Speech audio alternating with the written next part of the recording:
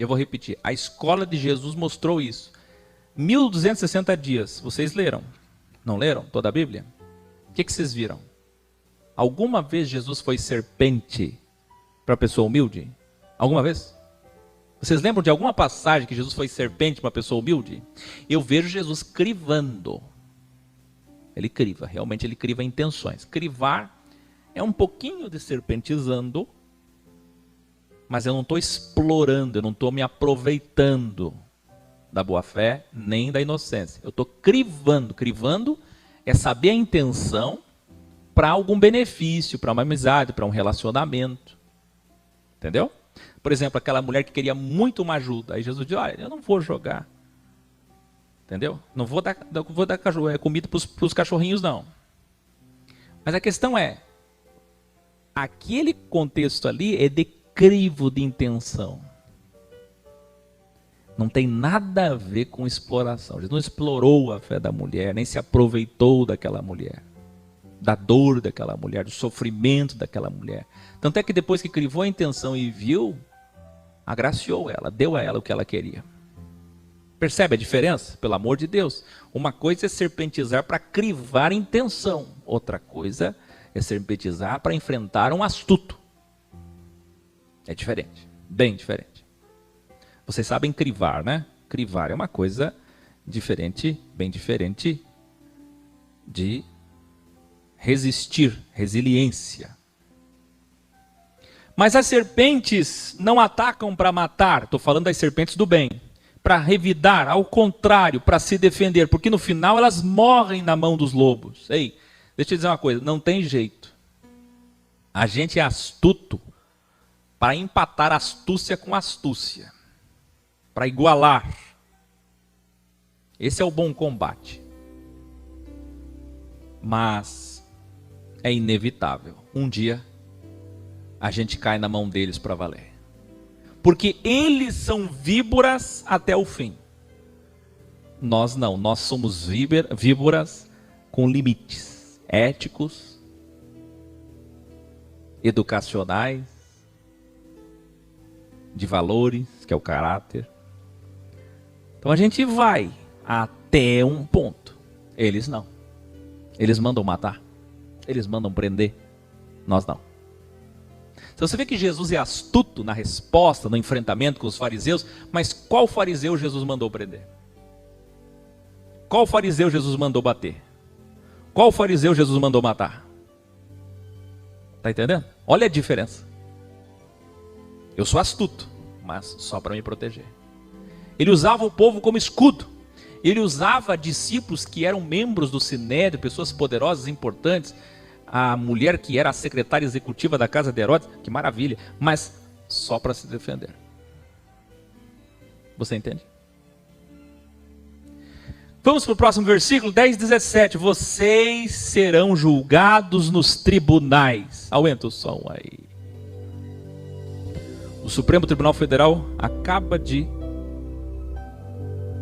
aprovar a vacinação obrigatória. Quem não se vacinar será punido. Haverá uma sanção. E também os pais estão proibidos de proteger os seus filhos da vacina segundo suas concepções filosóficas, espirituais e religiosas. Ou seja, todos terão que ser vacinados e quem não for sofrerá sanções. Vai dar um caos. Vai dar um caos porque 30% pelo menos do Brasil não vai querer. E essa decisão do STF foi a coisa mais tola que eu já vi em toda a minha vida. Vai dar um caos.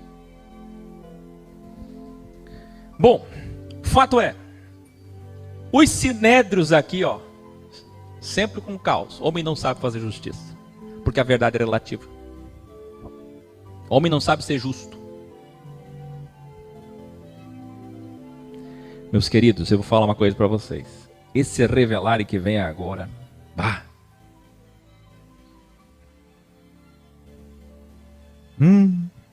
Maranhão, Pará, égua. Minas Gerais, uai. O trem que está vindo aqui é terrível. Escuta aqui, ó. Como é que é? Nossa. Nu. Oxente.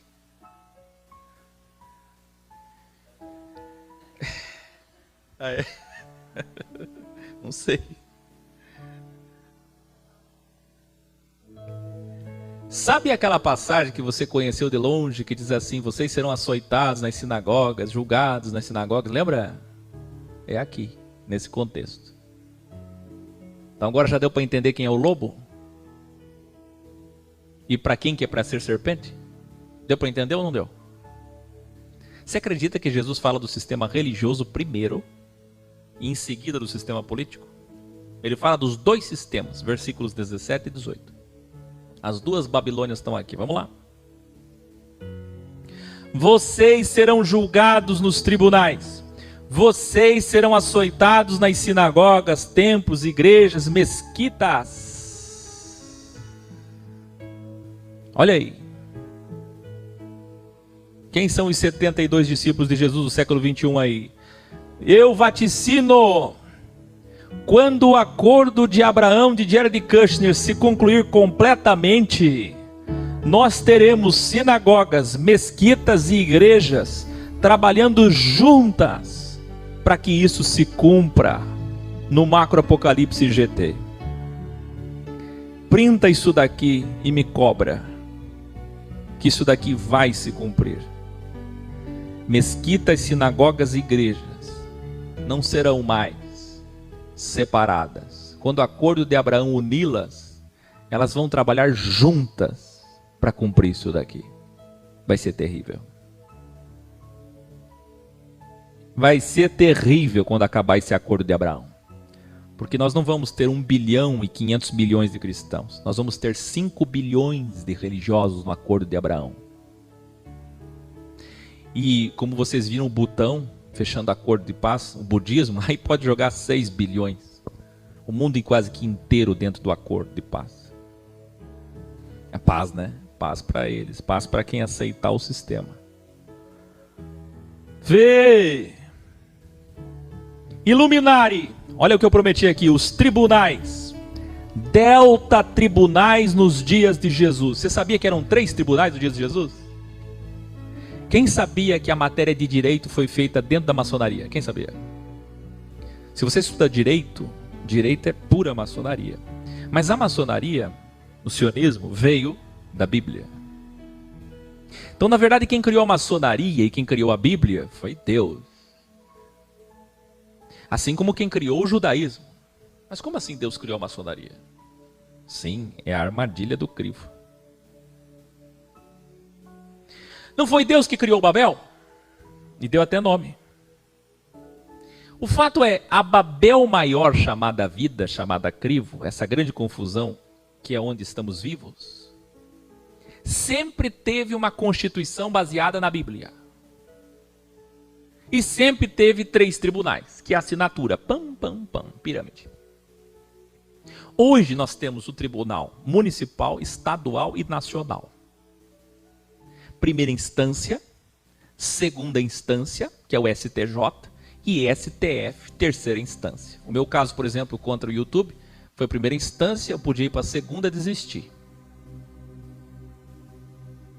Mas o Malafaia, por exemplo, é réu no Supremo. Então ele já é réu na terceira instância. Percebe? Porque é um processo contra ele. Que envolve a igreja aqui da embaixada. Acontece o seguinte, olha onde é que eu vou chegar. Naqueles dias de Jesus também eram 3 tribunais. Olha que incrível. E olha os números de juízes. Primeiro, o Sinédrio Maior em Jerusalém só tinha um. É o STF dos dias de Jesus. Era composto por quantos membros? Veja aí, 72 juízes. Paulo já foi, José de Arimateia, Nicodemos, todos eles eram membros, juízes. 72 membros. Vê a assinatura cabalística. Eu já falei para vocês que os rabinos, os fariseus e as sinagogas foram criadas em 200 a.C. pelos 72 rabinos reunidos, chamada de Septuaginta. E agora nós estamos falando em 72 juízes que, pasmem, foram eles que condenaram Jesus. Você sabia que Jesus foi condenado por 72 juízes? Número 2. Quando tivesse numa cidade mais de 120 judeus, então tinha um tribunal com 7 juízes. Olha a assinatura. Em algumas cidades, quando tinha, por exemplo, 500, 1.000, 5.000, 10.000 judeus, chegava até 23 juízes, mas geralmente era 7. E isso está lá em Deuteronômio 16, 18. Sabe qual é a pegada? Se tivesse um rabino aqui desse meu lado, um maçom aqui desse meu lado, como eu conversei com um maçom ontem no TikTok, um aqui, e mais um pastor aqui desse meu lado, e mais um padre aqui desse meu lado, os 4 aqui tomando café comigo, eu ia dizer para eles tudo isso daqui, eles iam dizer, mas que eu veja, Deuteronômio 16, 18, foi Deus que disse para fazer um sinédrio com 7. Você está vendo que é só uma consciência para perceber que tudo que Deus disse lá no início é astúcia divina. É Deus sendo serpente. Qual é a primeira serpente? Ora, a primeira serpente mata. 2 Coríntios 3. É o primeiro acordo, é a primeira aliança, é a primeira lei, é o primeiro testamento. É olho por olho, dente por dente, é morte. Mas o que as pessoas não sabem é que o que está nessa primeira parte da Bíblia são páginas escuras, tenebrosas, de astúcia de Deus, para crivar o homem e derrubá-lo na sua astúcia. Todo homem astuto cai na astúcia da primeira lei. E eles dominam o mundo, através desse sistema jurídico com juízes, em 3 instâncias até hoje. Os dias de Jesus e hoje não mudou nada. Olha aqui, 3. Aí tem o tribunal inferior, que também é chamado de conselho inferior. Toda vez que tinha uma cidade muito pequena, com menos de 120 judeus, então eles faziam um conselho inferior com apenas 3 membros, 3 juízes, que eram os homens mais importantes de cada sinagoga local. Veja, quem eram os juízes? Não era um homem conhecedor da lei. Era o mais importante, o mais rico, mais poderoso, melhor tribo, melhor sobrenome.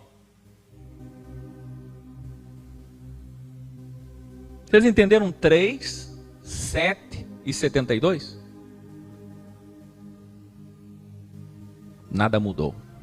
O que é incrível? Jesus foi julgado pelo Sinédrio Maior, pelo Conselho Superior. Mateus 10, 18. Aí Jesus continua: além dos tribunais, vocês serão levados na presença de governadores e reis, hoje ministros e presidentes. Aqui, no contexto dos dias de Jesus, ele está se referindo, sabe ao quê? Ao poder maior romano. Hoje, seria o poder político que endossa o sistema religioso. Você está vendo que quando a gente fala gospelão, nada mudou. Versículo 17, Jesus está falando sobre sinagogas e tribunais. E o versículo 18, Jesus está falando sobre governantes, sobre Roma. Só que no 19, Jesus diz assim: mas não se preocupem, pois quando estiverem sendo julgados pelo sistema religioso ou diante do sistema político, as palavras certas virão à vossa boca. Deixa eu revelar aqui para vocês, para nós todos. Vai lá. Revelare. Sabe o que isso significa? Eu sei que vocês aprenderam comigo que Deus não interfere, só interfere quando? Mas hoje vocês vão aprender uma coisa a mais.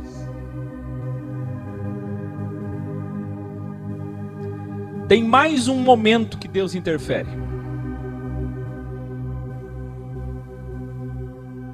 E tem um momento que Deus interfere em toda a Bíblia. Você pode ler ela todinha, você vai ver que Deus sempre interferiu nesse caso. Quando? Quando envolve todo o seu povo, tarará. Pois é, mas esse quando envolve todo o seu povo tem particularidade. Escuta aí, o Criador volta a interferir quando alguém é preso injustamente ou ameaçado por seu nome. Você quer ver uma coisa que Deus volta a interferir? É se alguém sofrer algo muito, muito, muito injusto por causa dele. Se for por causa de você mesmo, o problema é teu. Se a injustiça é contigo, teus negócios, tua vida, crivo, família, dinheiro, negócio, aí o problema é teu. Deus não se interfere em nada disso, não tem privilégio nenhum. Mas se é por causa dele, que alguém foi preso, ameaçado, torturado por causa do nome dele, se é uma pessoa realmente justa, sincera, em sua missão e no que está fazendo, escuta bem o que eu vou dizer. Se há algo que toda a história, em toda a escritura, o Criador sempre interferiu, é alguém sendo julgado, injustiçado por causa dele. Isso não significa que essa pessoa não vai morrer depois. Mas todas as vezes que isso aconteceu, ou era a prisão que se abria, ou era um terremoto, ou era alguém que pagava fiança, ou era algo extraordinário que vinha e tirava, libertava.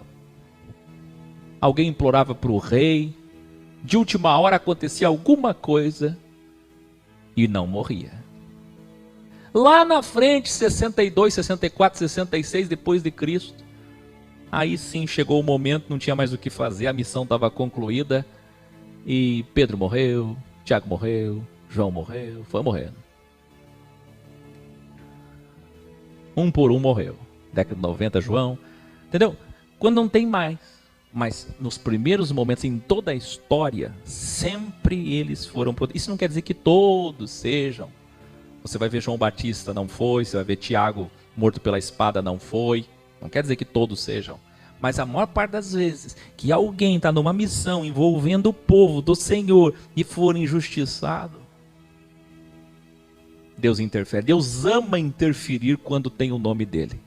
Porque o próprio Espírito de Elohim falará por vocês diante dos governantes e lideranças religiosas. Tem ideia? De fato, tudo isso se cumpriu em 66 a 70, naquela geração. Porém, você sabe, o reino não veio. Mas é agora, no macro, na última geração antes do reino, que teremos o retorno daqueles dias. Por isso eu digo, se preparem. Eu vou ler de novo, porque o próprio Espírito de Elohim falará por vocês diante da política e da religião. Você percebe? Governantes e lideranças religiosas distintas, os dois sistemas, os dois poderes aqui. Nós continuaremos a partir do versículo 22, amanhã, segundo capítulo, na trilogia Serpentizando. Mas antes, eu quero dizer a vocês, ouça isso. Se tem um momento que o Espírito de Deus se encarrega de interferir, é quando alguém representa o nome, é procuração, é outorga, é embaixador, é arauto. Se está com a procuração em nome de, na autoridade de, diante de poderosos, naquele momento ali Deus interfere. Vão se dar uma oportunidade, não vão? Aliás, tudo aqui tem base crística.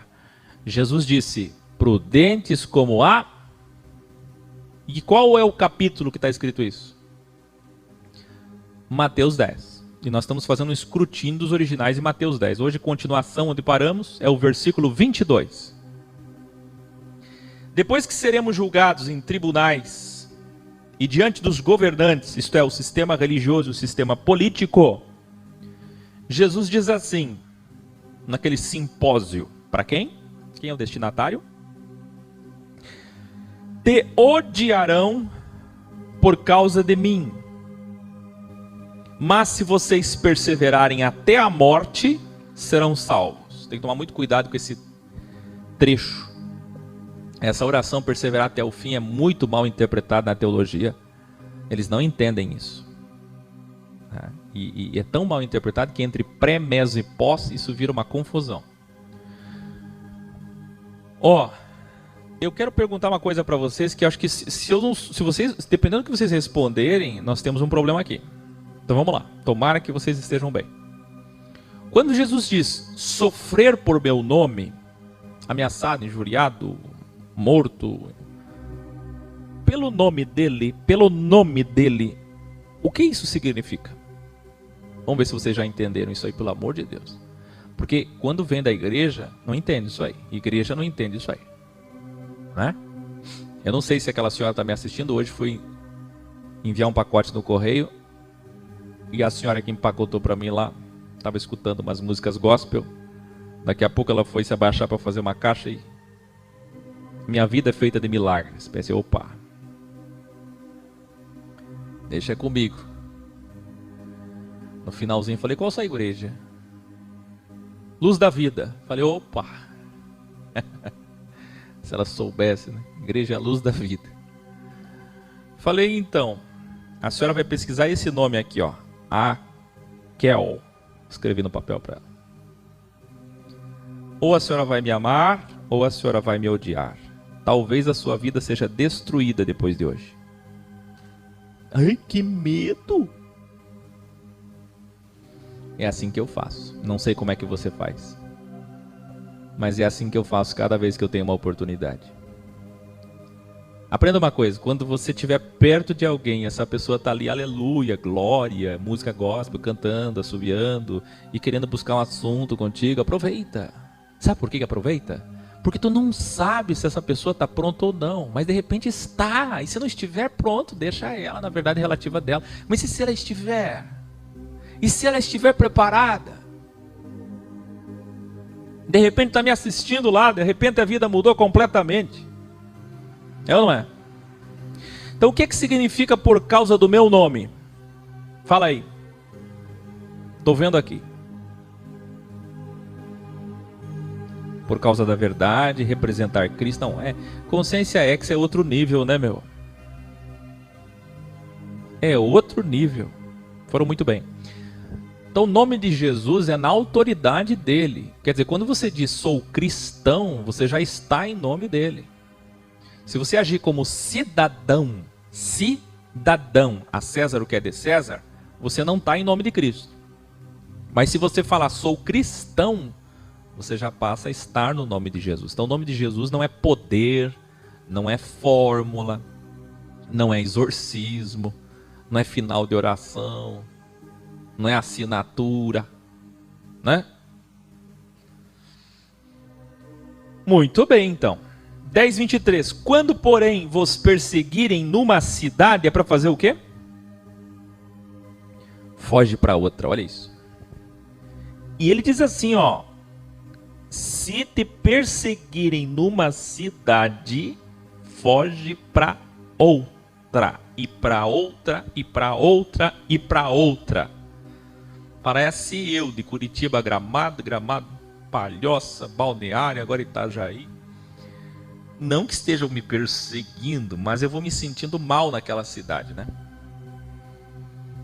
Eu vou vendo que o que eu tinha de deixar, deixei. Enraizado lá. Vê, mas eu vos revelo, Jesus falando, não dará tempo, aumenta a música, de chegar em todas as cidades antes que Jerusalém seja destruída. Você sabia que está escrito isso na Bíblia? Que as pessoas acham que Jesus, você vê, olha, um entendimento de que ia chegar em todos os lugares. E aqui Jesus está falando claramente, não vai dar tempo. Vê. Isso é importante para você que está achando que hoje tem que dar tempo. Revelare. Na sua Bíblia diz, antes que venha o Filho do Homem. Sabia que na sua Bíblia está assim? É um erro. Pois se fosse verdade, então Jesus já teria voltado naquela geração. E mais ainda, se fosse verdade, o anticristo, Tito Flávio Domiciano, naqueles dias, naquele micro-apocalipse que destruiu Jerusalém, era então o Filho do Homem. Porque Jesus não veio, o reino não começou. O único que veio foi o general, que destruiu a cidade. Então ele disse, vocês não vão terminar de visitar as cidades quando o Filho do Homem virá. É o que está na tua Bíblia, está errado. Cadê o Filho do Homem? Entendeu? E na verdade, uma consciência ex sabe o que é micro e o que é macro apocalipse. Esse espelho, esse apocalipse ouroboros.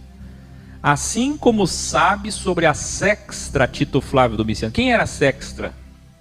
Ou melhor, quem era o general Tito? Era uma interferência de Deus através da sextra. Só uma consciência ex para entender isso. E a sextra que já está entre nós hoje, antecedendo o reino, aí sim, agora, no macro, agora sim, a vinda do Filho do Homem. Primeiro tem que vir a sextra, para depois virar. Paulo sabia bem disso. Mas da mesma forma, não chegaremos em todas as cidades até que tudo se cumpra. Hoje vale a mesma coisa. Isso entra em contradição com todos os povos, nações, tribos e línguas ouvirão e depois o fim, tá vendo? Olha que coisa incrível. Se tu pegar Marcos 13, Lucas 21, Mateus 24 e abrir aí, o evangelho do reino será pregado a todas as gentes, então virá o fim. Sabe como é que alguns pastores saem desse texto? Dizendo que o evangelho do reino é diferente do evangelho da graça. O evangelho do reino vai ser pregado dentro do reino. Tá vendo? É assim que ele sai. Mas a maioria não sai. A maioria fica preso ali dizendo assim, ó, viu? Esse é o ID, Gideões, missão, evangelismo. Tem que chegar em todo mundo. Aleluia. Entendeu? E Jesus está falando claramente, não vai dar tempo. Quem entendeu? Então não é um erro da Bíblia ou de Cristo, por óbvio, mas das traduções que ao adulterarem não levarem em consideração as contradições que se formariam. E aqui está uma dessas contradições. Percebe?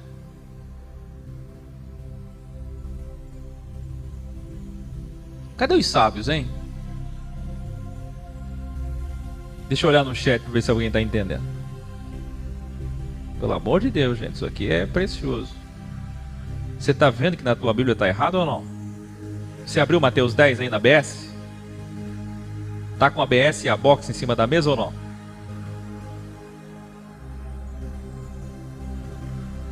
Então isso é gravíssimo. Como é que um texto diz que vai chegar, outro diz que não vai dar tempo? Só se explica assim, desse jeito.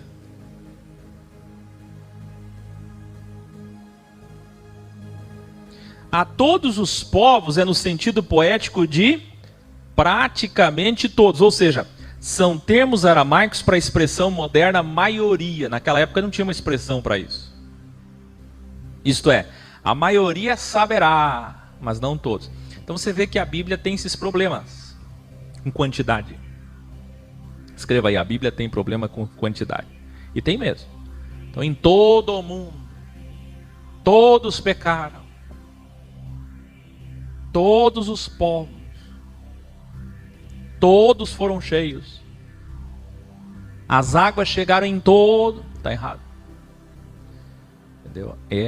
Na verdade, falta nos idiomas primitivos, que a gente chama hoje de originais, a diferenciação entre minoria, maioria, grande parte, quase tudo. Não tinha essa diferenciação. 10:24, o aluno não é menor que o professor, e o professor não é maior que o aluno. Ué, agora gostei, professor, agora entendi. Agora entendi que eu sou igual a tu. Que eu sou igual a professora Karine, a professora Barba, Bárbara, o professor Hidalgo, o professor Rodrigo, e assim vai.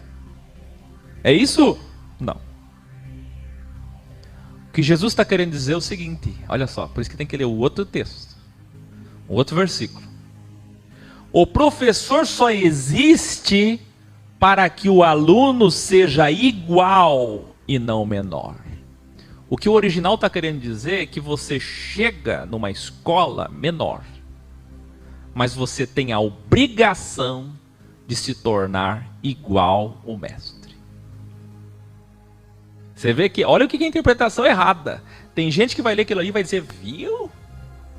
Nenhum professor é maior. Pelo contrário, o texto está batendo em você. O texto está dizendo assim, é tua obrigação se tornar igual ao professor. Bom igual ele, entendido igual ele, falar igual ele, ser bom igual ele é. Então tem muita gente que quer ser igual, mas não se esforça para nada.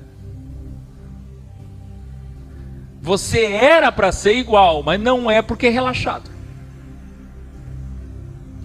Você tem que ser igual, é responsabilidade tua evoluir.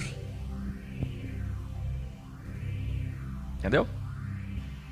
Então Jesus está dizendo assim para Pedro, para João, olha, vocês têm que ser igual eu. Não fiquem aí com essa pequenezice. Ah, ele é o mestre, eu não sou nada. Se esforça, está na escola para quê?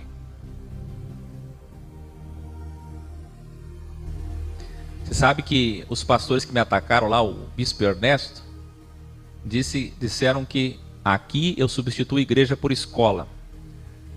Só que lá na igreja do bispo Ernesto é dito que a igreja é um hospital. Aqui não tem hospital não, meu filho. Aqui é escola. Aqui não é para ficar recuperando, é remediando, ajudando de novo, e de novo, reconciliando, renovando, restaurando.